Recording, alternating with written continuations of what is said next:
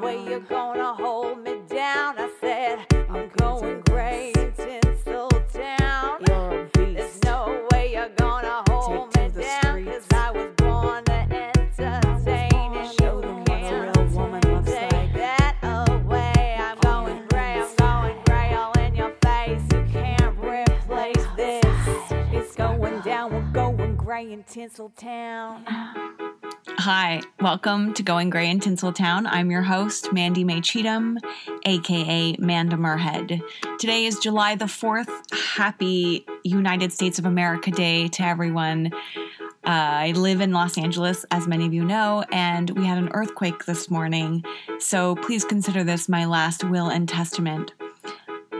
This interview today features Katie Emery from Katie Goes Platinum, the famous gray-haired blog. She calls herself a gray hair advocate, which I fully believe because she just does a lot for the community. She's maintained a blog and educates us on what kind of products we should be using and is just a phenom. Katie recently worked with me and Karen and Marina of Silver Sisters 2020 on a photo shoot that we did last weekend, June 30th, in order to create some photos for the Silver Sisters website. Katie was absolutely instrumental in helping with that photo shoot, and she brought us an incredible sponsor in BTW Co., which is, by the way, you look fabulous. So check them out on Instagram at BTW Co. They make this awesome purple shampoo and conditioner and an amazing leave-in conditioner treatment that I can't wait to try as well. And also Dye Free to Be Me was another great sponsor that we had. She makes these super cute t-shirts about transitioning hair and graying and slaying. I think you'll really dig those as well. So check her out on Instagram. I think it's DYEFREE, the number 2, the letter B, and then me. Dye Free to Be Me. As always, please let me know what you think of this podcast by visiting me on Instagram at Manda Merhead, MandaMurhead. I would really love to hear what you're enjoying most, what you want to hear on future episodes. I'm gearing up to take a little bit of a break, probably in August, but I still have 5 or 6 episodes to go up, so don't worry, you're going to get your fix. And I would love to hear stories about how you're dealing with your own transitions. And one more shout out to Grombre, everyone's favorite Instagram account, who let me do a takeover of their account for our photo shoot. So check them out at Grombre on Instagram. Here we go. Hi, Katie. Well, hello. Thank you for having me. You're welcome. Welcome to my closet. Thank you. I like your closet. I could hang out here. My closet would not fit 2 people in it. So. Oh, well, that's closet privilege is what that you is. Definitely have privilege. I think you could get 4 people in here. Maybe 6. Yeah, that would be really smelly. Yeah. Okay. Okay, where are all my drinks going to go? I think that's the most important question. I don't drink anymore, but this is like, oh yeah, I am an alcoholic. When I'm holding like 6 different drinks. I know. Yeah. Oh yeah, you are. I didn't go to AA or anything, but both my parents did. So my mom quit drinking. No, my dad quit first when I was 15, and my mom quit when I was 24. So they both went through AA, and I was dragged through the program twice. Oh, really? Yeah, I was like, fuck this. I can't even, like, have fun and get drunk in my 20s because you assholes had to go and get sober. But, like, I'm really actually very grateful because it's not easy to do that. And for 2 humans to do it, you know, separate from each other, they weren't together, was, like, really awesome and a really great role model. So I wanted to be a drunk, but I couldn't, basically. I would like to be a drunk too. My mom didn't drink because her parents drank too much. It's genetic. Yeah. I actually have a theory that it's a sugar addiction.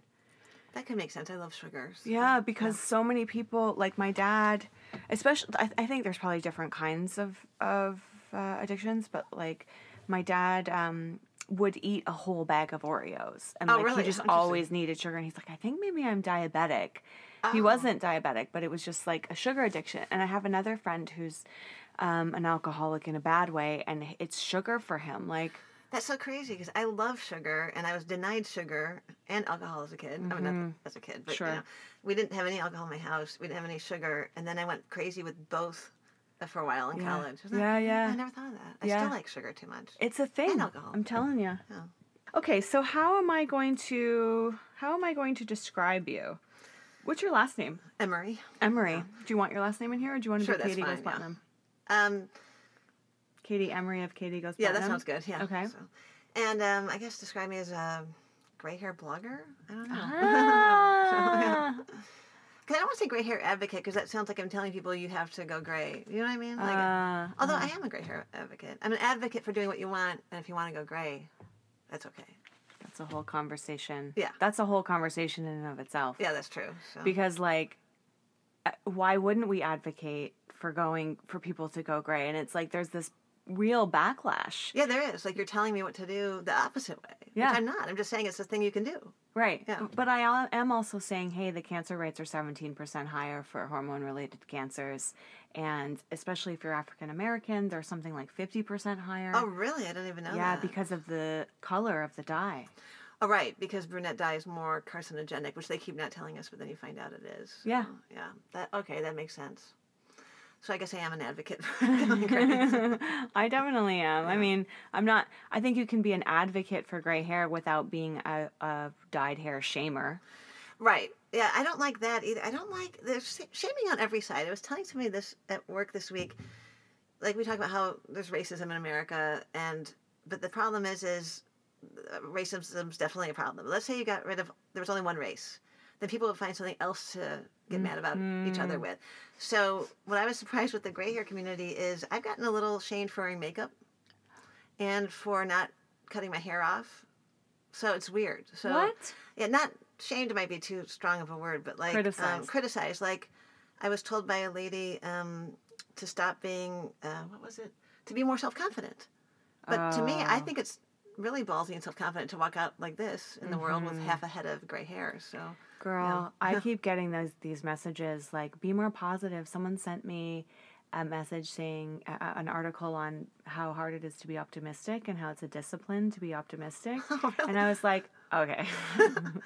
I know that you're probably struggling with your own optimism right now, and that's why you're sending it to me. And I appreciate that there's a whole lot of that going on within our community, that like whatever I'm struggling with is the thing that I'm going to tell you about. That's definitely what most of it is. Yeah, because like that was the pushback I got from originally when I first was like, guys, I'm going to go gray. It was all older women who were telling me the stories that they tell themselves. You're going to look 10 years older. No man will love you. No one will love you. Yeah, it's going to make you look pale, blah, blah, blah. But like this positive, I'm actually writing a post about it right now. It's like positive, it's like toxic positivity, I think people are calling it. Interesting. Which is like, no, don't feel anything. Don't have any emotion. Don't have any experience around this. Don't admit that this is difficult. You must just stay positive at all costs. And what that does is when you don't express a feeling, it becomes depression, because depression is unexpressed emotion. Right. That's totally true. That's why I think so many people got depressed, especially women, when in the old days when people didn't go to therapy and they couldn't tell, like my certain family members I have weren't allowed to talk about feelings at all. You couldn't say I hate you because that was not nice. It's like, well, sometimes you do hate somebody and you want to get it off your chest, you know, and then you make up later, you know. So it's healthier than holding it in for 20 years and letting it all out. Yeah. Yeah, I don't like toxic positivity. I don't like anything in the extreme. You can be, I think it's fine, and I like about the gray hair community. People are like positive about it, and some days you have a bad day. And you think, I don't know. I mean, for the most part, I've been really happy with my gray hair grow out, and I'm so relieved not to have the time in the chair and the chemicals. And like I told you earlier, I did have a thing in the car the other day when I was like, do I look crazy? Do people look at me and think, she's nuts? And then I just had to put it out of my mind, because otherwise, how can you go on? So, Well, for me, mine putting it out of my mind is actually talking about it on Instagram. Yeah, that's my response. That helps too. Yeah. Because I feel like if I call it out in public, that at least it's not just me trying to bear it alone, you know? That's true. And then there's other ladies who, I get a lot of emails and comments from ladies who aren't comfortable doing public talking about this process, and they don't want to have pictures of themselves online, but it helps them to see that we're all having these thoughts and we're talking about it. The only thing I think you have to be careful of with Instagram, sometimes I feel like I put a feeling out there and it's just a fleeting feeling, and then I get advice to, like you said, be more positive or don't take it all so seriously. I'm like, well, I'm just kind of putting it out there. This is just how I feel right now. Yeah. And then tomorrow I might feel differently. Yeah. So.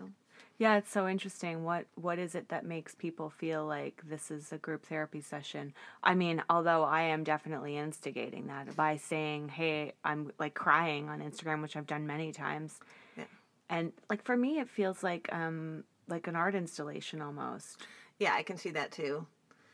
One thing I was surprised by, because I have friends who hate Instagram and they feel like it's narcissistic, which for me, I mean, I've got a bazillion photos of myself on there, and I never in my life since I had kids had so many photos of myself and not my kids.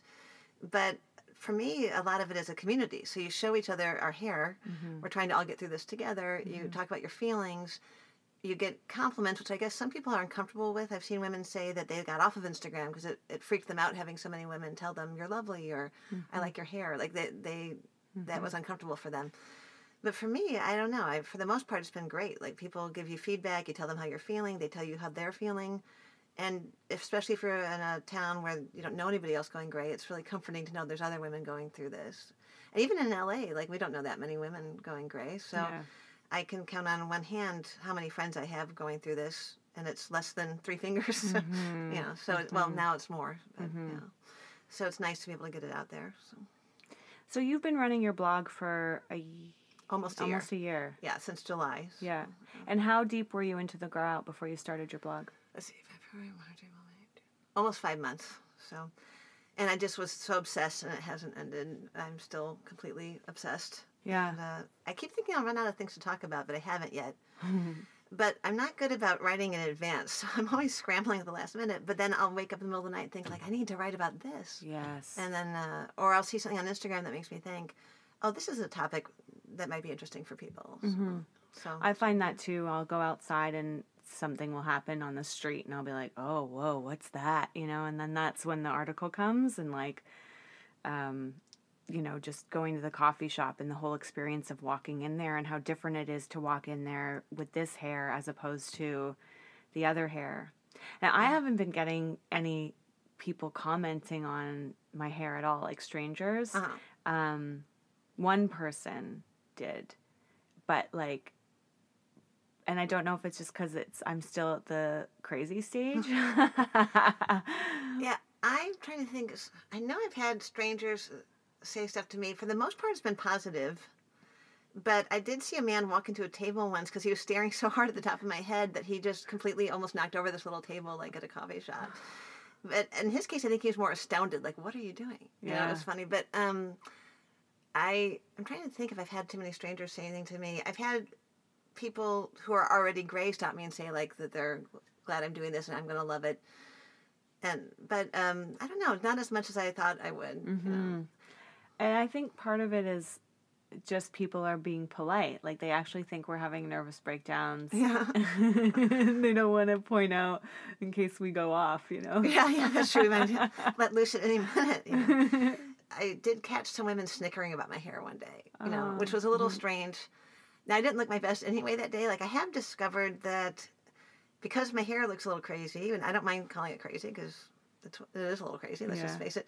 But I like it, the craziness. But I guess because of that, I do try to dress up a little more and put maybe more makeup on because I'm like, I want to show people, like, I'm not crazy, and I do care about my appearance. And I know some people would say, like, well, why do you care? It's like, I don't really care, but I kind of care, and I care for myself, Yeah. So, anyway, if I look shitty this day, let's just face it. I had like a crappy t-shirt on. I was helping out at the Greek festival at my church, and I don't think I had much makeup. I mean, the whole shebang was bad. And I looked over, and there were these two very coiffed ladies in their nice outfits, and they were doing the side whispering and giggling at and I knew it was about my hair. Now, I could be completely crazy, but it was one of those things where I saw them looking at me and then doing the talk and then coming back. So, but when you feel good about what you're doing, it didn't really bother me. I had this experience. So Katie ran a meetup in LA for the Silver Sisters, for some of us anyway that were around here, we have been connected through her blog, Katie Goes Platinum. And it was so interesting because it was the first time that I had been in a room with all of these silver-haired women, and we were in a table in the middle of the restaurant, and I felt like, you know, very obviously we're all together because of our hair. Yeah. And I was like, oh my God, I'm admitting that I'm part of this group of older women. And like, maybe I don't want to be, like, I want to still think of myself as young. And I felt so many things. I felt self-conscious. And then I went out with a bunch of girlfriends after that. Some of my, I went to a comedy show from another actress friend of mine. And I had this thought like, oh my God, what if my friends like don't want to be seen with me because I make them look older? Oh, I never thought of that. That's an interesting thought. Yeah, Oh. because there was a woman who was performing in the comedy show who was in her maybe late 50s. And she had a bunch of her girlfriends there. It was her first time doing stand-up. And one of her girlfriends came over and hugged her, and she was fully gray. And I was like, oh, that gives away your age. Do you know what I mean? Yeah. Because your contemporaries are here and whatever. And the woman who was fully gray looked at me and kind of gave me a wink. And I was like, oh, God, it's so good. But also I'm so confused right now. Like, am I going to be the one no one wants to hang out with? And, like, all of my friends are younger, you know, but... Yeah, isn't that weird? Because I was always one of the younger ones, because my husband's a little older than me. And now all of a sudden I'm one of the older ones, because we had our kids a little later. So the people we hang out with through Boy Scouts, a lot of them had their kids. Like, I waited till I was 33 to have my first son, and now he's 18. And so so I'm already about 5 to 10 years older than a lot of my girlfriends now. Yeah. A lot of the friends that I've met through school. And I never thought about that, but you're right. Like, all of a sudden I am going to feel older. On the one hand, I think, because I'm older than you, I'm 51. I think somehow crossing 50 made it a little easier somehow. Do you know what I mean? I don't know. I've heard that. Yeah. I'm not there yet. I'm still the caterpillar. Yeah. You are the butterfly. I wish I had been... Sometimes I think to myself, would I have done this in my 30s and 40s, like so many women we see? And I think they look great. And there's something about the silver hair with the young skin that's especially beautiful. But I don't know if I would have been brave enough to do it. I don't know. So... Well, Me Too. Yeah. I saw you put that in your post, too, on Instagram, that Me Too had a lot to do with your... Yeah, definitely. So... Because it did make me think about, why do we take all this stuff for granted? Like, your boss chases you around the table and grabs your butt or whatever, and it's like, oh, that's just what men do. I didn't think that way, but that was some of what I heard, you know, growing up. And why do we think, like, oh, we have to color our hair? And what's funny is I don't like, gray equals old. I don't like that, because it's not true, really, because women in their 20s and 30s and men are going gray. But I still find myself thinking it. Like, the other day, this is so dumb, but... This whole story is humiliating, but I'll tell you anyway. I was in my bedroom working on my blog and had decided I had to have some ice cream, like, no matter what. Like, and it's so... I told you I had a sweet tooth. And I wanted a drumstick, which is so stupid. But anyway, so we had those ice cream drumsticks. And so... they're the greatest. That's not they're stupid really at all. good, yeah. With the chocolate in the it's like bottom. I'm a grown-up. I'm Come a grown on. person. I'm like, I have to have a drumstick. And my pants were unbuttoned because I was trying to be comfortable in my bedroom doing the blog. So just like a weirdo, I went into the kitchen... with my pants unbuttoned, I had a shirt on over it, so you couldn't see it. And I went to happily get my drumstick out of the freezer. I slipped in some water and hit my head on the floor really hard. And I landed on my back on the open dishwasher door where my husband had been doing dishes, splashing water all over the floor. So as I lay there crying with my gray hair splayed all over my face and my pants, loose, I was like, I feel kind of old. Like, I'm this old crazy lady who just slipped in the water, and now her gray hair is everywhere, trying to get some ice cream. And then my son seemed very mature. He came over and he put his arm around me and helped me up. And when he did that, my pants fell down. And I was like, I don't know why. I was like, I feel so good about my hair most of the time, but right now I'm like, I'm the old crazy lady. Honey. You know? It's like those I've fallen and I can't get up. Yeah, it was just like that. It's like I needed a drink after that. I don't know. Oh, man. But I had to laugh because sometimes when this kind of stuff happens, you have to laugh. But it's like, it still is so ingrained in my head that gray equals old. It does and I make don't want it to you be. see yourself differently. It's like Yeah. things that I do before that I used to feel like I had an excuse, or not an excuse, but it was okay to do them because I wasn't in my crazy lady purple hat years yet, you know, but now, okay, no, wait, maybe I am there. But then the opposite's also true, because there's some things I feel like I can get away with now. That's a good point. Like, last night I went to go pick up food and I put my hair back because it was just chaotic. and we'd been driving all day from coming back from Mexico. And I had on like an army jacket, a green army jacket. Yeah. And I was like, I look like a maniacal, like army chick right now. Like, you know. That'd be good to be. Yeah, it'd be fun, you know, but not my style at all. I'm like, who are you? You know, and then I was like, who cares? Who cares? You're fucking invisible anyway. Just go get your food. So I walked out and I was like stomping down the street and everyone was staring at me.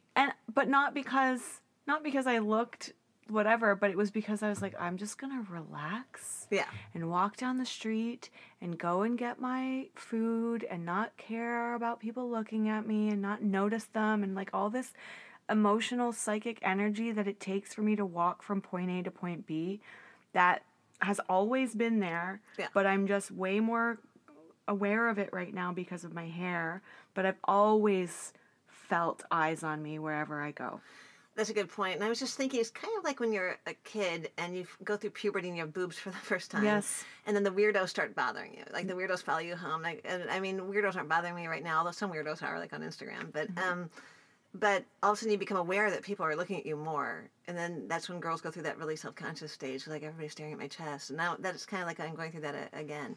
I don't always feel like that. And every so often it will hit me like, are they staring at my hair? Like, you know, it's weird to think like that again. It's so many things. Yeah. Yeah. What's weird, though, is, like you said, who are we becoming? Like, on the one hand, I see these beautiful, elegant ladies on Instagram who are in their 60s. I have a woman's story coming up soon, and she wasn't a model till she was 57, and she has beautiful silver hair, and she actually does, like a lot of people, look younger with her gray hair.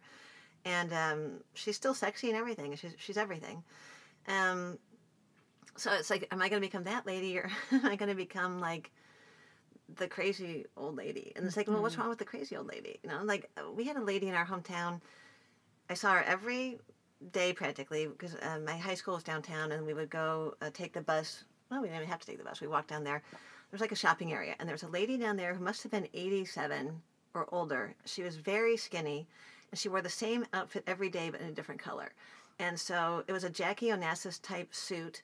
So let's say it was a powder blue suit with powder blue tights, powder blue dyed shoes, powder blue purse, powder blue little pillbox hat. Oh my God, cute. And then she had her white hair, and then she had her lipstick that would go way beyond the lip line. Like it would come way out here. And false eyelashes. So there were all these rumors like, who is she? She's a former prostitute. And she would, you know, like we had all these crazy theories. I was like, well, maybe I wouldn't mind becoming that lady. Like, what's wrong with that lady? Like, she had style. Everybody noticed her. She was interesting.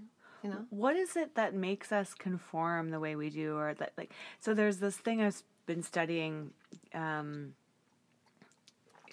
about self-objectification. Right. So we become objectified, and then we get into our early teens or whatever, and we start to become overly consumed with what everyone else thinks of us. Right. And like putting words to that objectification, and then we self-objectify. So we take those words and we start to objectify ourselves with the words, and then it becomes self-surveillance, which is interesting. This constant, like, you know, what are you doing? Why are you doing that? You shouldn't be doing that. You shouldn't wear that. All the stories that you know, play out in your head.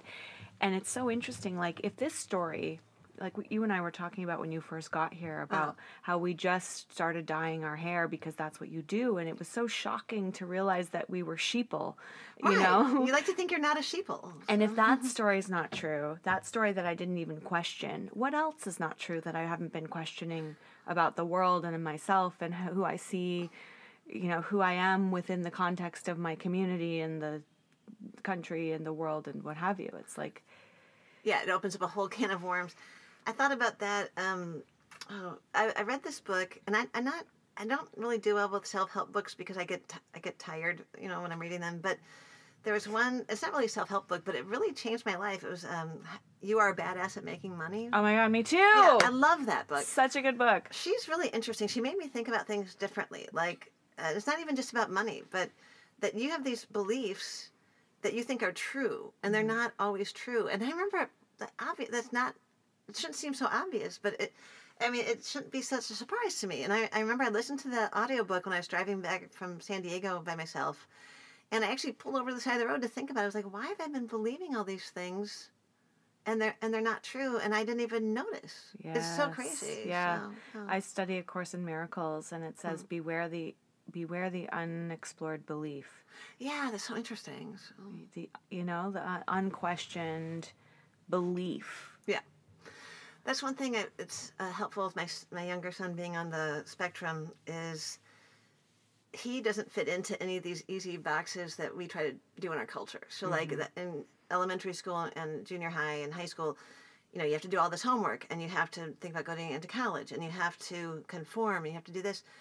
Luckily, he knows that's not what he wants and needs, and I didn't think I was a really conformist kind of person, but you do kind of at first try to put the kid in the box, like you have to do your homework and you have to sit still and you have to be quiet and you don't say crazy stuff at school. Yeah. And what's funny is he won't let us not let him be who he wants to be, and he's kind of made me realize like there's nothing wrong with what he wants to be. Yeah. He's his own person, so it's kind of forced me to see how I was conforming. I didn't even think I was. Do you think that your son helped kind of ease you into this transition with your hair? Like, was it? In a way, no, because he immediately freaked out and said I was dying because I'd gotten so old suddenly. No. Yeah, I wrote about this on my blog that a lot of kids on the spectrum, or really little kids, think that gray hair means you're old. So he felt like I was going gray overnight. And he didn't really get it when I tried telling him that I'd been gray for years and coloring it. Then he said, well, you've been lying to me all these years about who you are. Isn't that interesting? Oh, I love that. Yeah. And he's still not totally used to it. And for some reason, he's, because I think he's more dependent on me just with this situation. He told me the other day, I said, because he's very invested in how I look. I don't know why, he's always been that way. So, like, he wants me to look pretty. And, like, if you're going out, he's like, you're going to wear those shoes, or whatever. Or like, well, I like your hair long, or don't wear your hair up. Like, he's always been, because he gets a little, on the spectrum, you get, like, a fixed idea. And so, well, my mom looks like this. My mom has long hair. And so he doesn't like it when my hair is short. So, just out of curiosity the other day, because he really didn't like the silver hair at first, I said, well, what do you think now? He's like, I like the silver hair, but it needs to be longer. Yeah. So, but, yeah, he had a little trouble with it, but I don't know if he did change the way I think about things, but maybe I'm just more open to things being different now. Yeah, so. Like it's, again, in the Course in Miracles, it says the miracle is just the shift in perception. Yeah, that's so interesting. So. It's like, how do I see things differently? And because he was born seeing things differently, it like gives you this, well, maybe there is something else, like, Yeah, that's true. And isn't it funny, because even when you're a kid and with no issues, I was thinking about this the other day. Like, I was putting the sheets on my kids' beds, and when I was, of course, they should be doing that, but anyway. When I was a kid, I remember the sheets so well because I would really look at the patterns, and I was really, like, everything, you notice everything, your perception of color and art or patterns is so high, at least, I think, for most kids. And as an adult, you kind of fall into, like, you don't see things. You're too busy. And, like, I just put the sheets on the bed and I don't look at them. And I was like, I miss being a kid, and you look at things harder. And you don't take everything for granted.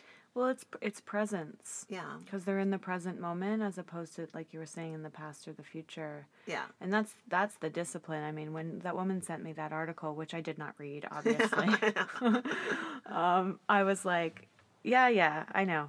I get it. Being optimistic is a discipline, but you know what the real discipline is being present. And it was the same with the money book that my friends and I affectionately call it. Jen Sincero is the author. It's like, focusing on the now is what changes the future, but focusing on the past and your stories and beliefs and things about your relationship with money, or your relationship with, like, for me, my fuckability, like being a pretty girl, all that shit. There's this pretty privilege that I didn't realize was a thing. I know, and it's totally a thing, and I searched by on that for years. It's like they say it's true, like, you get better jobs, you get more salary. It's funny because I went through, I don't know if you did this, but in 7th and 8th grade, I went through a goonie phase. I was like as goony as they get. I had like velour shirts, and I grew too fast, and I had horrible hair, and I wore big brown glasses. It was not good. And then in 9th grade, although boys still liked me, I don't know, I think it's the boobs. Oh, right. But anyway, in 9th grade, my parents invested in contacts for me, and eventually I got my teeth capped and all this stuff. So I had like a good 20-something years there where I was getting a ton of attention. And it's funny because on the one hand, getting a little more invisible has been nice because you're not bothered by weirdos all the time. the other hand, you do kind of miss that attention. It's a weird, as a feminist, I hate to think that I relied on that attention, but it is gratifying to be the center of attention like that sometimes. As long as it's not the weirdos bothering you, but like the ones you want to bother you. It's Pavlovian. It is. You know, you're validated externally every day, and it's so hard not to think that it's true. Right. You're told every day that you're special and beautiful and perfect, and that you're going to look for people to tell you that in those times when you don't feel that way. It's like we're not taught to find those feelings internally. We're taught to look for them externally right from the get-go, from our parents and our parents' friends and everyone saying, you know, making comments about how we look and all of that. It's like, it fucks you up and you're addicted to it, and then you have to detox, you know? Right, that's true. And I was like, am I replacing this like addiction to being pretty with now an addiction to being the like scary angry woman with gray hair? I want to be that one. I want to be scary. My old boss used to tell me I'm not scary enough. So yeah, I think about that too. And when since I have sons, it doesn't come up as much. But with daughters, with my friends with daughters, I always try not to just say how beautiful they are, even though I might think it. And I don't want to say it not at all, because, you know, it is nice to hear a nice compliment every so often. But I try to always add something else, like, you know, because it is so much about being pretty when you're younger. And, you know, my mom, but in terms of getting invisible, it's interesting. My mom said that she remembers one day walking into a room, and for the first time, no men turned to look at her, and how strange that was, you know, to be more invisible as you get older. And I remember thinking, because I was still in the throes of being bothered by people, like, you know, how you walk down the street, somebody on the bus or on the street says something creepy to you, or you had stalkers or whatever. It's like, it's kind of a relief not to have some of that. And at the same time, when it's finally gone, it's like, it's kind of depressing. Not from the stalker type people, but I'm just saying to, like, all of a sudden, like you're saying, it's a void. Like, all of a sudden, that attention's gone. Now what? You know? So yeah, we're filling those, like, we have receptors on our cells that need that validation to release the chemistry, and we just don't have it. So it's like, it's confusing. And I think, you know, when people come back to me on Instagram and are saying things like, and this is going back to what we were talking about the divide within the community, because I'm feeling from some people like, oh, come on, you're beautiful, you still have a young face, so therefore you can't be upset about being old yet. And like, no, I've aged. I haven't aged overnight, but like what your son said about it looks like you're dying really rapidly. That's like, you know, other people get to go gray, to go slowly. They go gray slowly, and we're going gray immediately. And it's like shocking to look and look at yourself in the mirror, you know? Yeah. I already felt like a weird puppy that didn't know it was a dog, you know? I guess I didn't realize that I was beautiful or something. Like, I don't know. I thought it was just like my sparkling personality. Yeah. You know? I know. I think beauty is a whole tricky subject, because I know some people get angry if you're hung up on beauty, but I have to say I like beauty. It's not just beautiful women, but I like beautiful everything. You know, it's like, I mean, obviously you can't have a life full of beauty, but I mean, I'd rather spend my time around beauty, whether it be music or art or beautiful space or anything, or beautiful, like, babies are so beautiful. Like, I love their skin and the way they smell and all that stuff. So to all of a sudden feel beauty leaving your life is kind of shocking. And I'm trying to find the beauty in getting older. I don't know. But there's not a lot of examples. Right, there's not. Which is why I feel like what we're doing is important, and what you've been doing with your blog is so important, you know, because you not only talk about the transition, but also ways in which to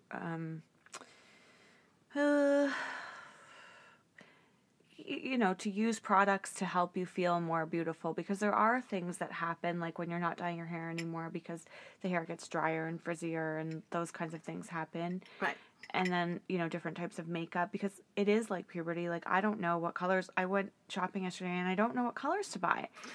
I know, and I've gotten some flack from a couple people who feel like there's a section of the community that feels like that going gray means also not using any products and not worrying so much about your appearance because we're going all natural. And it's like, well, maybe that's what you're doing, but like all of us have our different reasons. Like everybody has many different reasons for going gray. For me, it was the time and the money and the chemicals, and also the Me Too movement making me think like, why do I feel like I have to hide this anymore? You know, and also, yeah, I don't like feeling tied down to having to do something, but I do like, and when I say looking good, I mean looking good for me. I don't care if somebody else doesn't wear lipstick. I've been a lipstick fanatic from the minute I could wear lipstick. Me too. I love lipstick. I like color. I always felt sad for boys because they can't express themselves with lipstick and makeup. I mean, they can now, but definitely back in the 80s, like it was frowned on. And most boys today still, I don't think would. But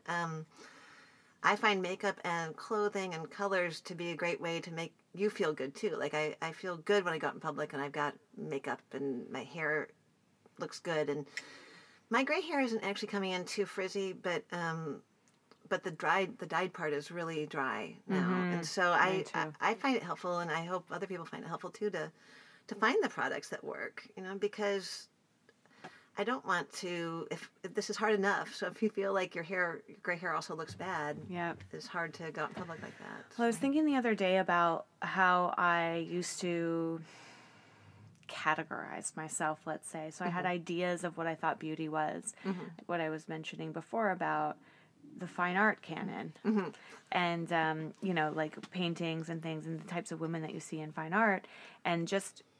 I don't even know, like, I think it changes for me day to day, and let's say pre-gray, it changed for me day to day, like, oh, today I'm, like, 50s girl, and today I'm 70s girl, and today, you know, I'm thinking my inspiration today is, like, Lauren Hutton, and my inspiration, you know, whatever, Farrah Fawcett, and now it's just, like, I don't have enough gray-haired women, like, I don't have an image in my mind of what the woman is that I'm dressing like today, like a pinup girl with gray hair, or, like, a foxy biker chick with gray hair, you know, like I need those images.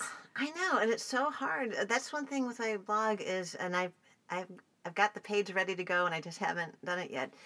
Is I was going to start offering photography of women with silver hair, or even transitioning hair, because we need to see more images of it. That. And also I think it's nice for the women to have fun with another woman, and like, you know, we'd have fun. We'd go out and do something at the beach and just get pictures. And one thing I've thought about is, are people going to ask me to Photoshop, which I'm not keen on because, first of all, I'm not good at Photoshop, but also I want to see more women who look real, you know, like, and when I say real, I don't mean like no makeup or whatever. I just mean that we're not trying to airbrush everything.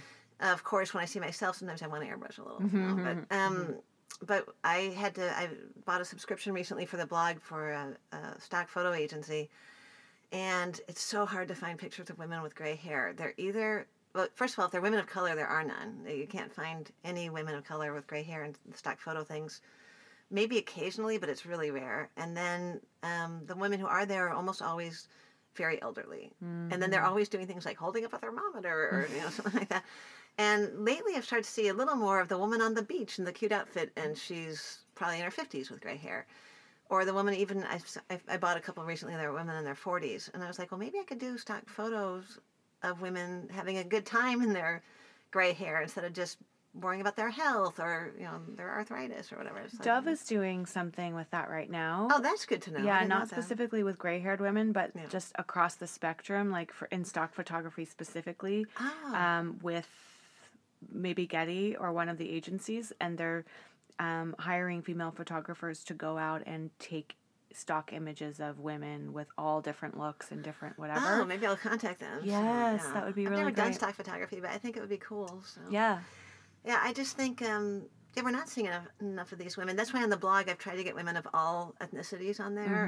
And this week I had the Anjana. Do you follow her on Instagram? No, she's Silvers. Oh, I'm horrible at remembering names. Sparkling Silvers at 36, I think is her name. Oh, yeah. But she's from India, where it's even more unusual to go gray. And so she found she couldn't find any representations of women over there going gray.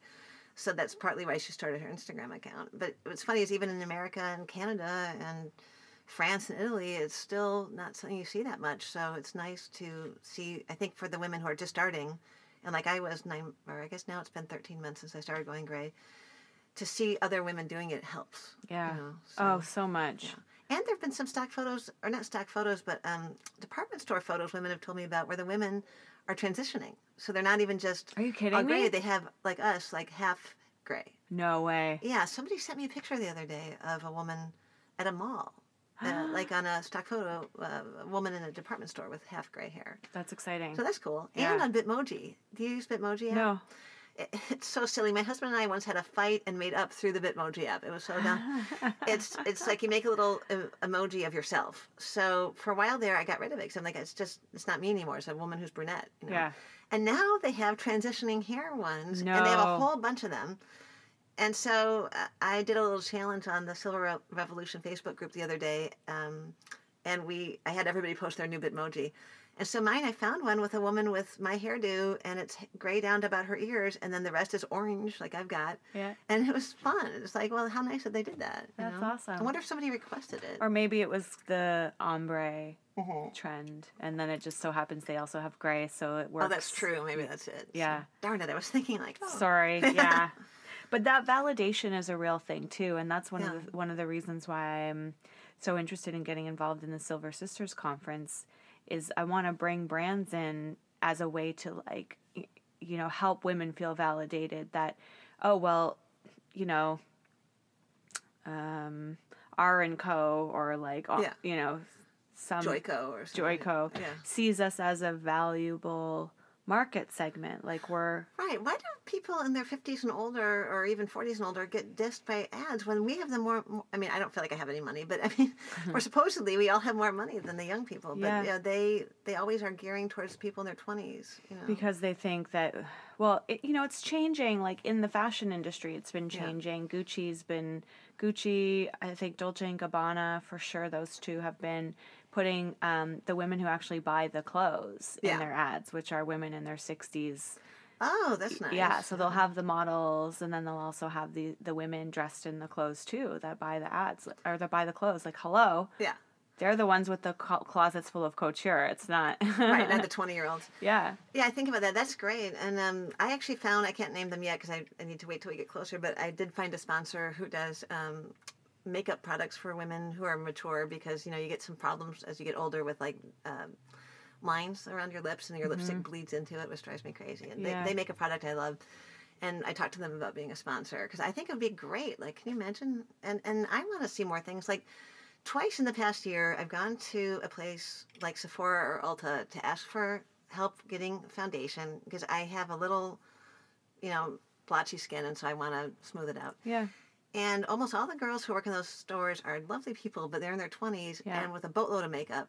And I'll tell them, like, I need makeup that doesn't, if you put too much foundation, it's going to show the lines. Yeah. Like, I don't want that. And, oh, I won't put a ton on you. And the next thing you know, you've got a face full of makeup.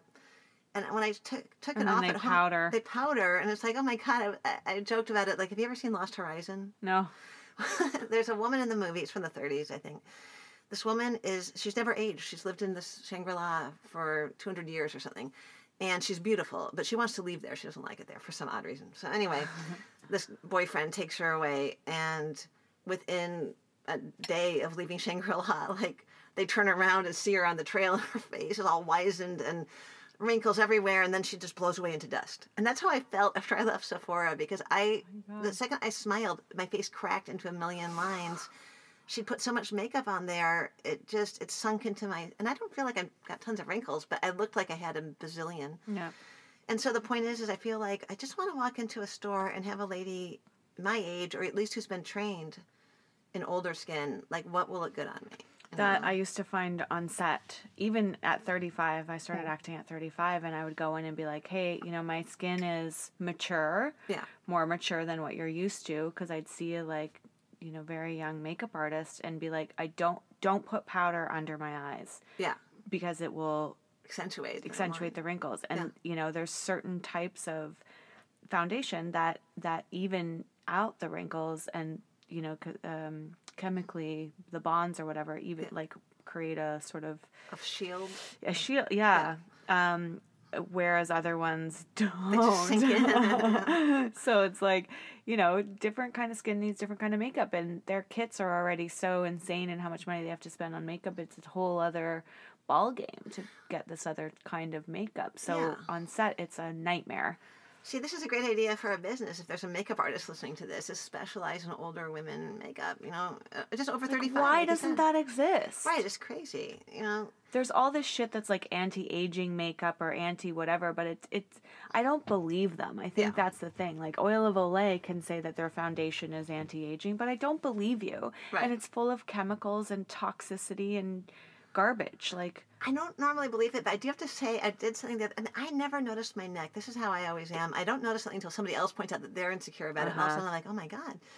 A friend of mine on Facebook, she has a problem with her neck, and she's always saying it makes her look old. And I don't think I'd looked at my neck in years. yeah. And then all of a sudden I looked at my neck, I'm like, oh my God, like what happened overnight? And Your neck is beautiful. well, by thank the way, you. Well, but that's because I I'm don't using- want to dismiss this. Oh, thank you. Okay, Well, I was go going on. to say I don't know what happened, but one of the brands I've been working with is City Beauty, and they do anti-aging kind of makeup and skin products. And so they make this thing, it's called like the I'm horrible with names. It's like the ultra smoothing something or other. I'm horrible, but I'm not really being a good spokesperson for them. But anyway, sculpting cream, that's what it is. So it's supposed to be for your face and your neck. And I have trouble with things on my face. I tend to get, I don't know, my skin's really dry. So I tried it on my face, and it wasn't working for me because my skin's so dry, and I felt like it made it a little drier. But they swore it worked on your neck. So I've been putting it on my neck every day, and within 2 weeks, it did look better. So Really? yeah, so I think some of these things do work. I'm just so skeptical. I have trouble believing them, and I'm not good about remembering to use something every day, which you have to with a lot of these things. But this one, it does seem to work. So maybe some of this stuff works. But I'd say the percentage that works is probably pretty small. You just end up with this graveyard of products, Yeah. and the other thing that's so amazing is there's products that I've been using for 10, 15 years that suddenly don't work the same on my skin anymore. It's like Right. my skin's changing, so now what? And it's like, And it's gonna I keep just changing, found right? it, and it will. That's what's so frustrating. Like, I'm 51 and apparently have not gone through menopause yet, where I've got friends younger than me who already have, and they're on the other side. What do you mean apparently? Because you get your blood tested, and they Oh. can tell you. And they said no, like my hormone levels are still normal. Even though are you Yeah. still getting your period? No, well, that's because I had that operation, endometrial ablation. Have you ever heard of that? Oh yeah. I was having horrible periods. The kind where it's like, don't leave the house. Yeah. And so I got that, and haven't had my period in 2 years. Yay! Yay. But apparently you can still get pregnant, which is weird. A friend of mine just had a baby at 49. Surprise. So. But anyway, the point is so I kind of thought, well, maybe I'm just in menopause too or something. And I started to feel like maybe I was getting hot. And I think it was just all my friends were getting hot all the time. So I think I kind of like fell into that. Like, well, I must be getting hot too. Are you a Pisces or something? Taurus. Taurus, No, I don't know anything about it except that you're stubborn. So. I'm getting night sweats. Oh, you are? Yeah. I've heard that's awful. Do you wake up in the middle of the night? Drenched. That's awful. My bed is wet. It sweats so much that my bed is wet. Really? That's like after you have a baby and that happens the first few days. So. Yeah. So what do? I get up and change my clothes and sleep on the other side of the bed. How do you get any sleep? It just sounds awful. It's only the like after ovulation, between ovulation so it's and not my like every night, period. so. No, and it's not the whole 2 weeks. It's just like as I get close to my period, and then once my period comes, it's fine. But it's now getting more intense and more frequent. Like I notice it's happening every month as opposed to before where it was like infrequent. But I found this woman, what's her name? Melissa Ramos. Oh, okay. Melissa Ramos. She's a woman in Canada who does talks about hormones and aging and dietary stuff and natural ways to keep your minerals up and keep your hormones balanced. Oh, that's what And yeah, so there's a prescription for essential oils that you can take that will hopefully help me balance this out. And you take like these oils before ovulation and these oils after. And if it's really cool, if you're not menstruating anymore, then you take the oils according to the full moon and the new moon. Oh, how interesting. Yeah. Now, I have a dumb, and I don't like it when women always say, I have a dumb question for you, because it's not dumb, but this is kind of a dumb question. How do you take essential oils? I hear people talking about essential oils all the time. Like, what does that mean? Like, So some of them are food grade and some of them aren't. So you have to be okay. really careful what type that you purchase. Okay. But you buy the little gel caps. Oh, they're and gel you put caps. them. You have to drop the oil in the gel cap and take it that way. Oh, okay. And or you can just drop it in your smoothie or something. Okay, because I thought people were putting oils all over their body. I was like, what is this? Well, that too. Oh, you can do that too? Yeah. But even with those, you have to be careful. Like I use lavender for my perfume, but if I put too much on, it kind of burns my skin a little bit. Oh, that's interesting. It can be really harsh. I've thought about buying lavender. We went to a lavender farm a few years ago, and it's good for anxiety, which I have on and off. I'm pretty much decided it's just on. So I should take, so I've been taking a prescription for it, but lavender really helps, if you sniff lavender. And a couple of years ago, my husband and I went to this lavender farm up in Solvang, and it was so funny. He keeps wanting to make a short movie about it. So we drive through fields of lavender, and then there's this like charming little shop made out of wood sticks and stuff. I mean, it was like something from the Three Little Pigs, like made out of sticks and of lavender or something. I don't know. It was crazy. And we walk in, there's all the lavender products of the world, and there's a guy sitting in the chair behind the counter who looks like the most relaxed person you've ever seen. And he was practically asleep. And I was like, lavender is a good thing. I should surround myself with it. Maybe it will take the edge off the Irish craziness. So I used to have this lavender spray that I would spray on my pillow. Yeah, I have that too. Nice. So. Yeah. But I'm just curious, as we all get older, our skin's constantly changing. What else is going to change? Like, when you had your child, did your hair change? Like your texture? It fell out. It did? Yeah. Okay. Mine got super thick and luxurious when I was pregnant. Yeah. And then after my second son, I feel like it kind of went to crap for like another 10 years. I don't know. It just changed. It had no body or something. It's coming back now.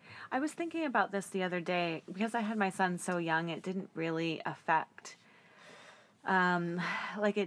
I didn't identify with being a mom as well. I don't know if this is related even to having had him so young, but my main identity wasn't that I was a mom. Right. I compartmentalized all the different women that I was in order, like as a strategy to get through a day. Yeah, that makes sense. I'm a student right now. I'm a teenager right now. I'm a mom right now, whatever. Yeah.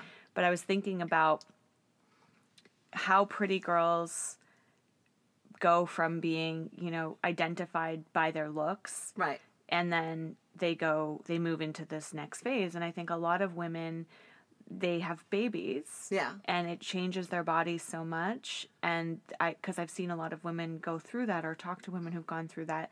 Their body changes, their hair changes, their looks change, and they work hard to get back to their pre-baby, whatever, but they're like, I'm a mom now, and my body's changed, and I'm not that woman anymore. It's like it's like a transition, and then a lot of the times, those women, their identity becomes based on their children, right? So they were pretty and validated externally, and now their validation comes through their child being validated, and this is not everyone, clearly. Yeah, but some people. Right? So. Because in this situation, it's not happening for me right now because I don't have something else to cling on to, some other form of validation to cling on to. So it's like, what's so beautiful about this, about doing it consciously, let's say, is I'm trying to find where the fault is. And what I'm seeing, the fault, the like crack in the logic of all of this is the external identification at all. So when you were saying earlier about, women who get uncomfortable being told they're beautiful and all the comments that are coming at them on Instagram is very confusing. It's like those are women who weren't maybe experiencing the pretty girl syndrome their whole life and having that put upon them. And they feel how, crippling that is. It really is crippling. Think of these women. Like a friend of mine knew a lady who was a young wife of a very wealthy older man, and she broke her back horseback riding. Oh my God! And her first thought was, he's going to divorce me, because she was going to be. It was going to really affect the rest of her life, and it was going to affect her looks. Isn't that so? It is crippling. Like it's literally in this case, but it's like It's not, it's so weird. This is what's so strange about being a human being on this earth, especially a woman, I think, is some of the stuff is bad. Like, it's not good to always be told how beautiful you are, and it's not healthy, and at the same time you miss it and you want it. It's just strange. So, yeah. Well, I keep saying that, if I identify with the positive comments, then the negative comments have just as much power over me. Yeah, that's true. They true. become my identity too. So there's got to be some place in the middle where I identify with spirit or like my God self or like that connection to being present. And when I'm present, none of this shit is bothering me. Right. I'm like looking out of my eyeballs. I'm walking in the room and seeing the man sitting there, and I'm looking at him. Yeah. And being like, I don't like your shoes, buddy. Yeah, I know. Instead of walking in and thinking about whatever, and then I feel the thing on me, and then I'm like, oh, does he... That's not present. That's like going into some storyland. And I didn't realize how unpresent I was until years ago. I was at our church, and they were talking about being mindful. Mm-hmm. And I was like, God, I'm just walking around in a hurry all the time, And so I'm trying to be better about being present. And I do feel like having the gray hair is helping because you, well, why is it helping? It's like, it's helping me because it's kind of making me slow down in a weird way. It's like I'm thinking about things more. It seems crazy to say that. But self-aware. Yeah, self-aware. Yeah, yeah, that's not that much different than being present. Yeah, I think well, so. Oh, no, wait a minute. Yeah, I know. It could also come into being self-conscious or whatever. Yeah, but, exactly. It's just funny, just kind of on a tangent, but how when I have these women writing to me about their hair, every so often when we're all and I think we've all had this thought, when you're going through the transition, you think, well, it's just hair. But it's not just hair. It's so much more. And I remember my husband's so patient. He listens to everything and he's very nice, but you could tell his eyes were glazing over a little bit when I first went through this, started talking about my hair all the freaking time. And, but it brings up all these questions about being a woman and our culture and roles and age and beauty and ethnicity and everything. It's just a whole bunch of stuff. So many things. Yeah. This my friend put this Instagram post up last night where she was like, why are all of these services called Alexa and Siri? Why are they all females? Yeah, good point. Why is it females that are there to do our bidding whenever we call for them? Like, she's like, I want an app named Scott. Yeah, I know. I actually changed my iPhone Siri to an Englishman. Oh, nice. Which is kind of funny because I wanted a Canadian because I thought, well, I feel like I'm in Michigan again. That's great. But they cheated. The Canadian sounds just like an American Midwest accent. It's not different. So so I got the Englishman. And I agree, like, I want a man at my beck and call. But what's funny is the other day I let loose with a string of expletives in my car that were, like, worthy of a sailor because I can't remember what happened. And I forgot I had pushed the button for Siri before I did that. Yeah. So it was like, I don't know how many swear words I can say on here, but it was like, all of them. Motherfucking son of a bitch. Everything. And then I hear, my, such language, or something like that. And it was my phone. Isn't that funny? So he was chastising me. So. And also creepy. Yeah. And also, shut up, Scott. I know. Maybe I'd like Scott better. So. This is like Clive. Yeah. Or Jeeves or something. But yeah, you're right. It's all women. And like I went to... I hate this place. What's it called? Laughlin, Nevada. Have you ever been there? Don't go. Okay. Yeah. Well, my friends like it because if you like gambling, it's fun. But I find gambling kind of depressing. And now, if I could gamble like my friend and like make lots of money, maybe I'd like it better. But anyway, but I liked being with my friends. But that's all I liked about this trip a few years ago. But one thing that really struck me because I don't hang out in casinos is all the video casino people are big boobed young ladies. And so I was like, well, because, they have these video ladies, like, video poker or whatever. Yeah. And then they're like, hi, how many, like, time to, well, I can't, I don't gamble. So it's like, what do you call it when they're like, bet? I can't do the words. The river and the like, turn. She's like, the river. It's like, what? Well, I was like, they need, like, a handsome man to be like, put down your chips, and that would be $20. I mean, not that that's how they talk. But I think the people creating these things are men. Yeah. And I think they would find that gay, which the kind of men who create these sexy lady things would not like that. But gay men gamble, too. Like, yeah, gay men and women gamble. Yeah. So why can't they have, like, a really handsome guy that would appeal to gay men and women? I would love a gay man being like, yeah, me too. Here's the river, sweetheart. Yeah, I would pay extra to go to the... gay man. Yeah, me too. I like him. He sounds kind of like, I don't know, like an old movie star. Yeah. But yeah, all this stuff is so silly, Like when my kids play their video games, there's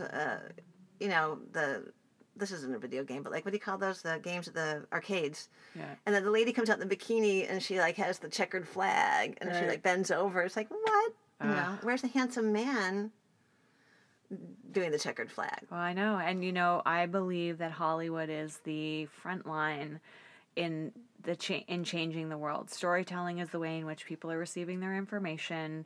The news is like, no one knows what's going on with the news anymore. No, it's crazy. So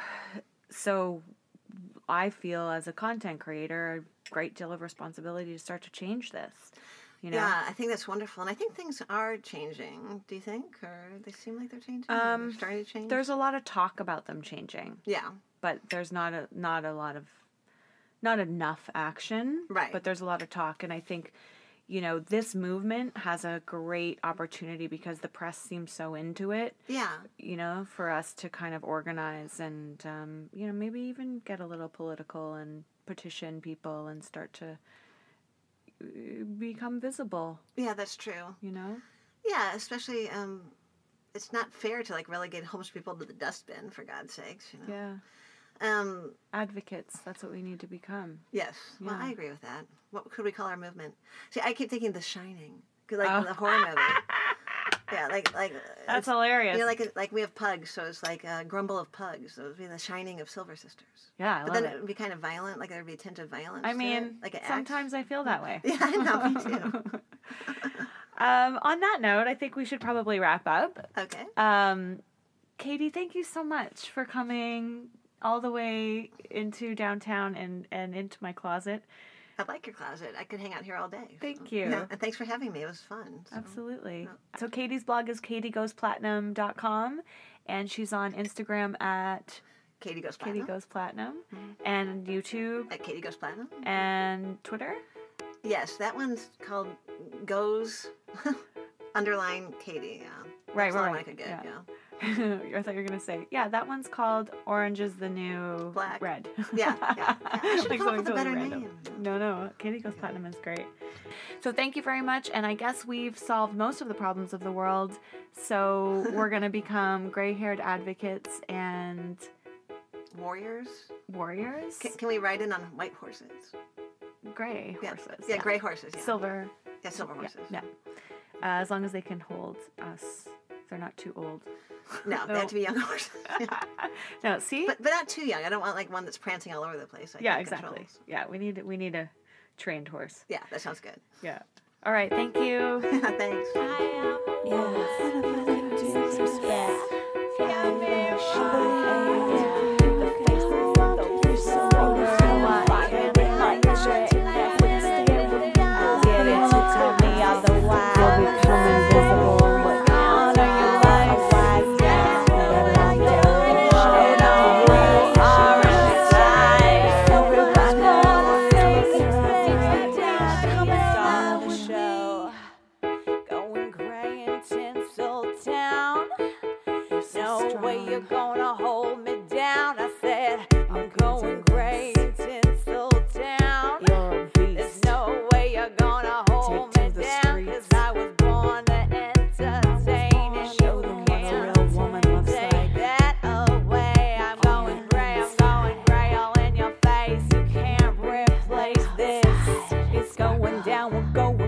Tinseltown.